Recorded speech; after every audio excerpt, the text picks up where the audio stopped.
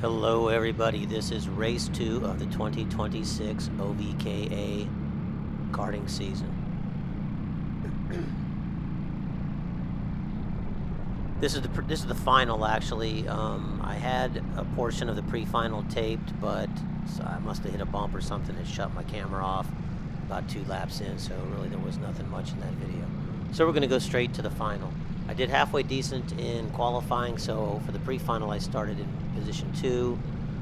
Got passed by the 73 and the 84. I just am not doing turn A as good as those two guys are. And the 16 up in the front, he just kind of drove off the front for the most part. Well, actually, he's the 59 today.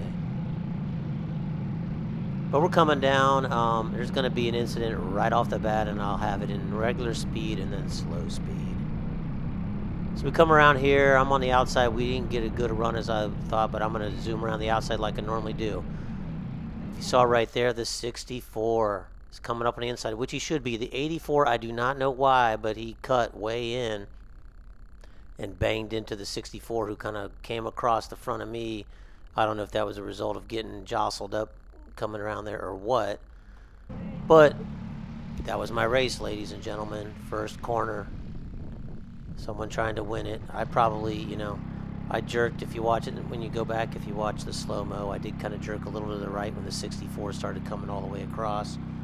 And when I hit that dirt, it was just game over. I've driven through the dirt before, but I must have been pointed a little straighter when I did it, and I just kept on going. But in that instance, I think I had the wheel slightly turned.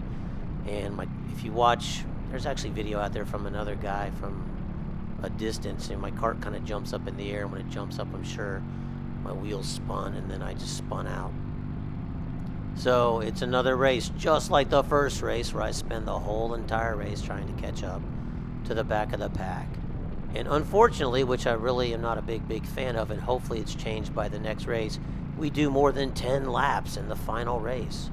These laps are about 45 to 47 seconds long, so we have an 8-lap pre-final, so at the most you're probably racing about 6.5 minutes, and then a 10-lap final, and you're probably racing at about 8.5 to 9 minutes. So for your full day of being at the track, you're going to race approximately, at least in this format,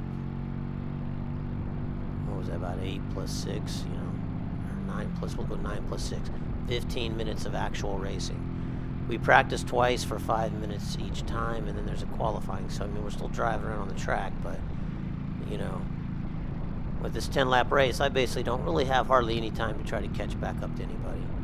I'm going to try hard. I already cut past where we're down to like the last 3 minutes because probably about 3 or 4 of these, well, probably 4 to 5 of these laps, you can't even see anybody in front of me. And you've seen me drive around the track before, so it's nothing new. But we're just going to see if I can catch up with the Marlboro man up in front of me.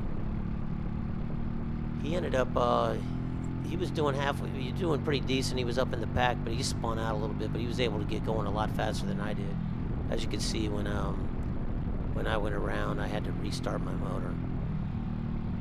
But also, kind of going back on that spin, I think the 64 got penalized. Well, he did get penalized. I don't know if he protested it. But when you watch it, the inside lane should have been his, in my opinion, on that first turn. When you come around that first corner, you're generally too wide, and you hold your lane.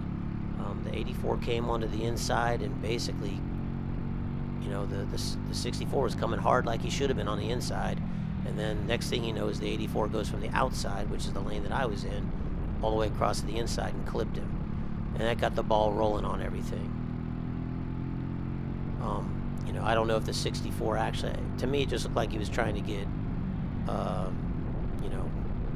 pointed straight and kind of got discombobulated from getting hit on that front wheel. And that's why he kind of came over into my lane as fast as he did, which caused me to kind of twitch to the right, and, I spun out. But this is the last lap. I'm still digging hard. I got 2 guys in front of me. I'm pretty sure I'm not going to catch the 13 unless something bad happens to him. But I have a shot at, I can't remember what Scott's number is, but I'll call him the Marlboro man for this one. He's got a Marlboro racing kit on his, like Formula 1 stuff. Looks pretty cool, but I can't read his number because I don't have my reading glasses on. But I'm trying hard. I'm digging hard. I didn't really go around these corners right here as good as I should have. And he stretched it back out on me a little bit. But I am going to close pretty hard through these next turns. I think towards the end of the race, I started getting a little better on this A turn coming up. This is the A turn. I'm not the biggest fan of it just because I don't have it practiced well enough. And I'm just not fast through it as some of the other guys. But I come up and I'm like disappointed. I needed about 2 more laps. 10 laps didn't quite give me enough time to catch back up.